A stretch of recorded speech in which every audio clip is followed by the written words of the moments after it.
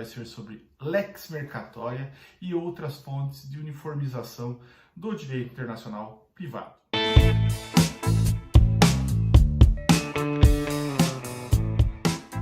Bom, começamos falando sobre a origem da lex mercatória, um pouco da história.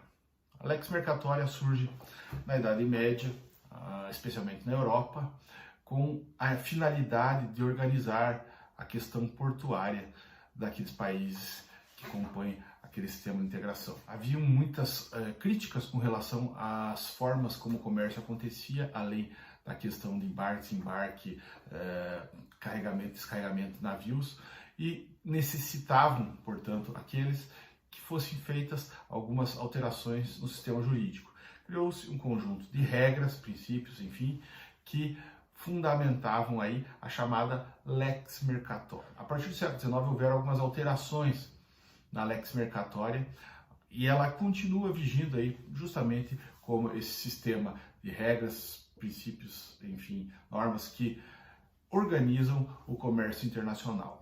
O Irineu Strenger define a lex mercatória como um conjunto ordenado de procedimentos que conduz a adequadas soluções para as expectativas dos participantes do comércio internacional. Sistema esse que não possui relação necessária com sistemas jurídicos estatais, embora, independentemente disso, seja juridicamente válido e eficaz.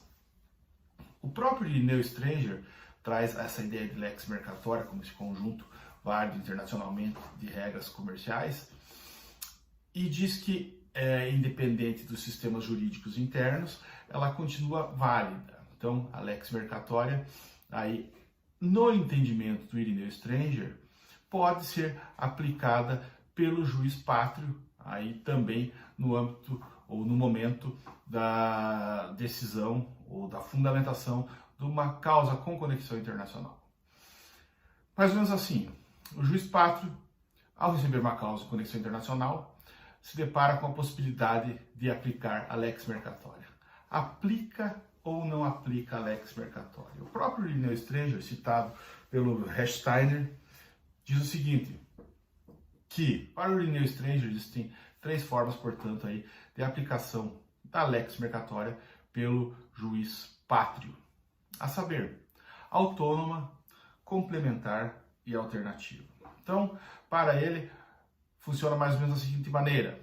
O juiz pátrio, ao receber a causa com conexão internacional, pode utilizar-se da lex mercatória de forma complementar, ou seja, utiliza parte da legislação interna e parte da lex mercatória, ou utiliza a lex mercatória como um complemento à legislação interna. Ainda como uma alternativa, então também aí para o Irineu Strenger, a lex mercatória é uma alternativa ao direito interno, portanto o magistrado se utiliza ou da lex mercatória ou da legislação interna. Ou ainda, para o mesmo doutrinador, a lex mercatória é autônoma, ou seja, basta por si para a fundamentação pelo juiz pátrio. Portanto, de acordo com essa terceira teoria mencionada pelo Irineu Strenger para a aplicação da lex mercatória em detrimento ao direito interno, ela seria autônoma, ou seja, repito, basta para fundamentação no âmbito do direito comercial em causas com conexão internacional. São alguns aspectos importantes com relação à lex mercatória, portanto, sistema jurídico, inclusive que versa acerca de temas como arbitragem, mediação, não é? Onde vocês encontrarem algo que se refira ao comércio internacional, isso faz parte, portanto, desse todo chamado lex mercatória.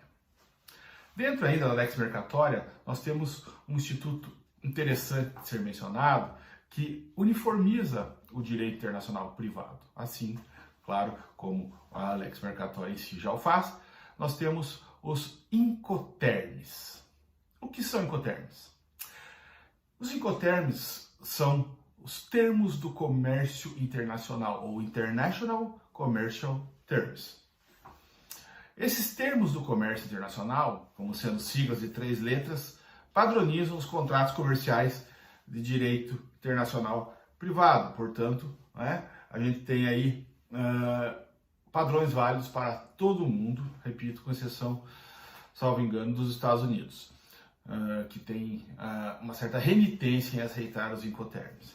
Mas vamos a alguns exemplos de Incoterm. E o primeiro exemplo que a gente pode trazer é o do FOB, F-O-B, Free On Board. De acordo com esse Incoterm, como cláusula contratual aí uniformizada, que vale, portanto, como o mesmo entendimento para todos os estados no mundo, via de regra, de acordo com o Incoterm FOB, Free On Board, cessa a responsabilidade do vendedor com relação ao transporte da carga até o momento em que ela estiver free on board, ou a bordo do navio. Portanto, a partir do carregamento da carga no navio, cessa a responsabilidade do vendedor com relação ao transporte. Temos ainda um outro Incoterm, que é o FAS, F-A-S, Free Alongside Ship, ou livre no costado do navio. De acordo com esse Incoterm, a gente tem a ideia de que o vendedor tem a sua responsabilidade com relação ao transporte cessada a partir do momento que ele encosta a carga no navio. Portanto, de acordo com o FAS, Free Alongside Ship, o vendedor tem a sua responsabilidade cessada com relação ao transporte ao encostar a carga no navio para ser carregado. Exemplos, portanto, aí dos Incoterms que padronizam o direito comercial internacional. Quem edita os Incoterms é a Câmara de Comércio Internacional, International Chamber of Commerce, Câmara de Comércio Internacional, CCI, ou International Chamber of Commerce, ICC. Esses Incoterms são editados de tempos em tempos, sofrendo alterações. Às vezes, a Câmara de Comércio Internacional inclui novos Incoterms no seu rol, e em outros momentos ela os edita, né, ou muda o significado e por aí vai. Então, fica a menção aqui dos Incoterms como sendo editados pela Câmara de Comércio Internacional de tempos em tempos. Importante ressaltar que a Câmara de Comércio Internacional acabou de editar uma nova lista de Incoterms no final, da metade para o final do ano de 2019. Então, os Incoterms válidos, últimos Incoterms válidos, a última edição válida dos Incoterms é a de 2020, editada aí, portanto, pela Câmara de Comércio Internacional, entrou em vigor em janeiro de 2020. Nessa nova edição, nós encontramos algumas novas siglas, ou alguns novos Incoterms, né? Alguns alterados, portanto, aí uma nova edição promovida pela Câmara de Comércio Internacional. Ainda seguindo a uniformização do direito internacional privado, ou a ideia de uniformização do direito internacional privado, a gente precisa tratar aqui de dois temas importantes que colaboram para a uniformização do direito internacional privado, assim como a lex mercatória. Especialmente, a gente pode falar sobre o direito do trabalho e o direito do consumidor. Atente ao seguinte detalhe: nos dois exemplos, tanto do direito do trabalho quanto do direito do consumidor, a gente tem já alguns princípios básicos fundamentais que são uniformes, não é? A saber, no âmbito do direito do consumidor, existe a necessidade de entendermos, assim como no do direito do trabalho, que há uma parte relativamente mais fraca na relação jurídica. Então, na relação de emprego, a gente tem, ou de trabalho, a gente tem aí, portanto, a parte mais fraca, que seria a do trabalhador, do empregado, não é? E no caso do direito das relações de consumo, também o consumidor, o destinatário final da coisa, ou do produto ou do serviço, também como sendo a parte relativamente mais fraca na relação jurídica. Em ambos os casos, a gente observa que há um contrato, né? Tanto na relação aí, empregatícia quanto na relação de consumo, o que é um padrão, claro que variando as espécies de contratos, mas há necessidade, por exemplo, no direito do consumo, ou das relações de consumo, uma expressão melhor ou mais adequada, né, que haja a prestação de serviço ou que haja o recebimento pelo destinatário final da coisa. No caso das relações do direito do trabalho, nós sabemos aí também que existem algumas regras que são seguidas pelo mundo todo, ou seja, que caracterizam essa relação. pagamento, habitualidade, subordinação e por aí vai. Então, são aspectos que já estão uniformes há muito tempo, já fazem parte dessa uniformização do direito internacional privado. Mas a gente deve lembrar que o direito público é um dos objetos de estudo do direito internacional privado. Existem aspectos, tanto no direito das relações de consumo quanto do direito de trabalho, que são característicos do direito privado.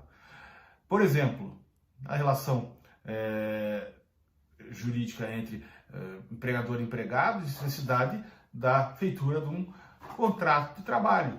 Isso é evidentemente característico do direito privado, nada mais característico do direito privado que o contrato, não é? Então, a gente tem aí, portanto, aspectos importantes do direito privado no âmbito do direito público. Lembre-se que um acaba tangenciando o outro, um ramo do direito acaba tangenciando o outro. Mas, ainda no direito do trabalho, a Organização Internacional do Trabalho tem feito um papel importante com relação à questão da uniformização desse direito, uma vez que batalha por aspectos com relação à questão coletiva, individual e referente à saúde. Ou seja, a gente tem aspectos importantes que são objeto de padronização mundial já no que diz respeito à coletividade, como é o caso do direito à greve, do síndico coletivo, enfim, além aí de aspectos referentes aos sindicatos. Também no âmbito individual nós temos, portanto, alguns aspectos importantes uniformizados no que diz respeito justamente aí ao contrato de trabalho e também no aspecto social ou psicossomático de respeito à questão da saúde mental, né, física também, enfim, mas especialmente mental aí do trabalhador. Bom, no que diz respeito ainda à questão do direito uniformizado nas relações de consumo, vale lembrar o que diz o Código de Defesa do Consumidor, que deveria se chamar Código de Direitos e Deveres das Relações de Consumo, seria uma nomenclatura mais adequada, né? Mas o Código de Defesa do Consumidor, também conhecido como CDC, traz no seu artigo 2º o seguinte teor, né, onde dispõe acerca aí da proteção do consumidor e traz, claro, a ideia ou a conceituação de consumidor. Diz lá, consumidor é toda pessoa física ou jurídica que adquire ou utiliza produto ou serviço como destinatário final. Parágrafo único. Equipara-se a consumidor a coletividade de pessoas, ainda que indetermináveis, que haja intervindo nas relações de consumo. Portanto, aqui nós temos, de acordo com a Lei 8.078 de 1990, uma conceituação de consumidor.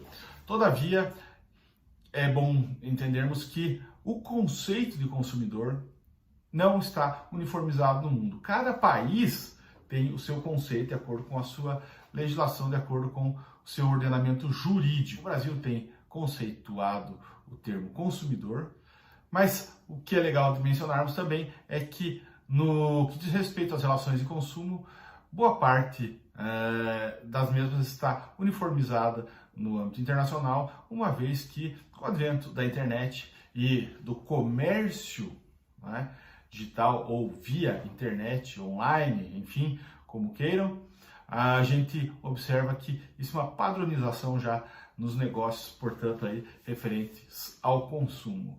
Então essa foi a aula hoje sobre a Lex Mercatória e outras fontes de uniformização do direito internacional privado. Qualquer dúvida ou sugestão, aí escreva abaixo do vídeo que eu entrarei em contato o mais breve possível. Beleza, pessoal? Obrigado, até a próxima. Um grande abraço.